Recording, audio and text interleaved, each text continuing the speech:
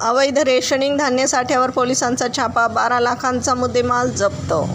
नमस्कार, आपण पाहत आहात महाराष्ट्र जनता न्यूज. अहिल्यानगर जिल्ह्यातून एक मोठी बातमी समोर येते. राहुरी तालुक्यातील सोनगाव सातरळ शिवारात स्थानिक गुन्हे शाखेने एका गोदामावर छापा टाकून काळ्या बाजारात विक्रीसाठी ठेवलेला सुमारे 12,850 किलो रेशनिंगचा शासकीय गहू आणि तांदूळ जप्त केला आहे. या कारवाईत 2 वाहनांसह एकूण 12,02,700 रुपयांचा मुद्देमाल जप्त करण्यात आला आहे. पोलीस अधीक्षक मोमक्का सुदर्शन यांच्या आदेशानुसार स्थानिक गुन्हे शाखेचे पोलीस निरीक्षक संतोष मोटकुळे यांच्या मार्गदर्शनाखाली ही कारवाई करण्यात आली आहे. पोलिसांनी या प्रकरणी 26 वर्षीय आरोपी यासीर सादिक तांबोळी याला रंगेहात ताब्यात घेतले.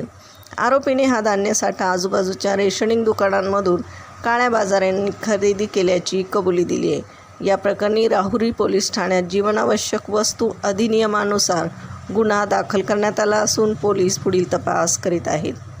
प्रतिनिधीसह महाराष्ट्र जनता न्यूज, अहिल्यानगर.